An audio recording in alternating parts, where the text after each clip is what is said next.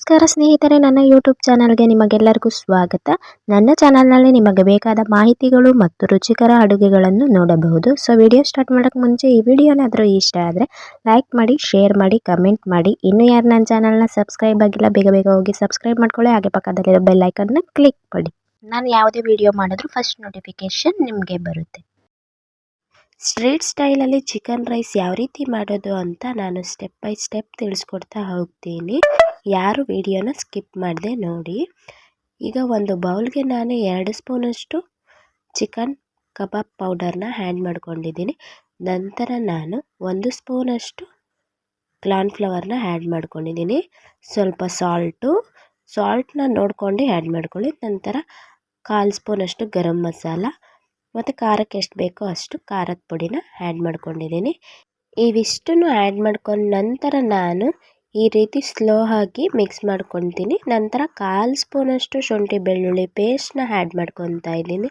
ಪೇಸ್ಟ್ನ add ಮಾಡ್ಕೊಂಡು ನಂತರ ನಾನು ಸ್ವಲ್ಪ ನೀರನ್ನ ಆ್ಯಡ್ ಮಾಡ್ಕೊಂಡು ಸ್ವಲ್ಪನೇ ಈ ರೀತಿ ಮಿಕ್ಸ್ ಮಾಡ್ಕೋಬೇಕು. ಒಂದೇ ಸಲ ನೀರನ್ನ ಆ್ಯಡ್ ಮಾಡಿಕೊಂಡ್ರೆ ನೀರಾಗಿ ಆಗೋ ಥರ ಆಗಿಬಿಡುತ್ತೆ ಮಸಾಲ. ಈ ಥರ ಮಿಕ್ಸ್ ಆದ ನಂತರ ನಾನು ಒಂದು 1/4 kg ಅಷ್ಟು ಬೋನ್ಲೆಸ್ ಚಿಕನ್ನ ಚೆನ್ನಾಗಿ ತೊಳೆದಿಟ್ಕೊಂಡಿದ್ದೀನಿ.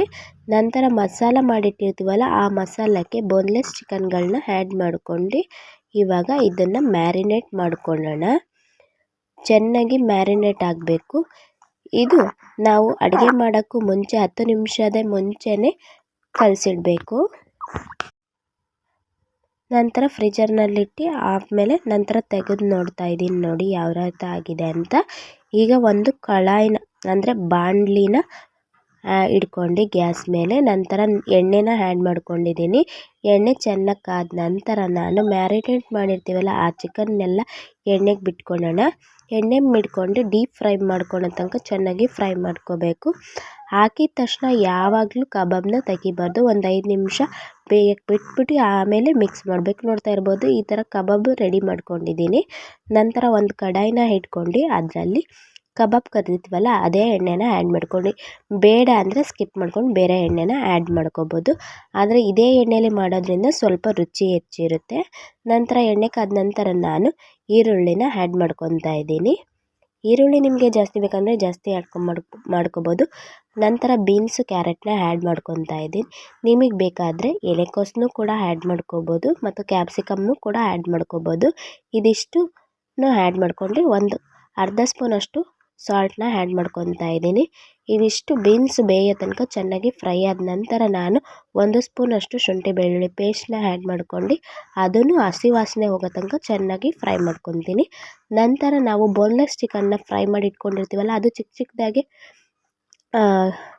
ಪುಡಿ ಮಾಡಿಬಿಟ್ಟು ಇದನ್ನು ಕೂಡ ಆ್ಯಡ್ ಮಾಡ್ಕೋಬೇಕು. ನಂತರ ನಾನು ಇವಾಗ ರೈಸ್ನ ಕುಕ್ ಮಾಡಿ ಇಟ್ಕೊಂಡಿರ್ತೀವಲ್ಲ ಆ ರೈಸ್ನ ಕೂಡ ಆ್ಯಡ್ ಮಾಡ್ಕೊತಿದ್ದೀನಿ. ನಂತರ ನಾನು ಪೆಪ್ಪರ್ ಪೌಡರು ಮತ್ತು ಇದು ಫ್ರೈಡ್ ರೈಸ್ ಪೌಡ್ರ್ ಇದ್ದರೆ ಆ್ಯಡ್ ಮಾಡ್ಕೋಬೋದು, ಇಲ್ಲಾಂದರೆ ಸ್ಕಿಪ್ ಮಾಡ್ಕೊಳ್ಳಿ. ನಂತರ ಪುದೀನ ಮತ್ತು ಕೊತ್ತಂಬರಿನ ಚಿಕ್ಕದಾಗಿ ಹೆಚ್ಕೊಂಡಿದ್ದೀನಿ.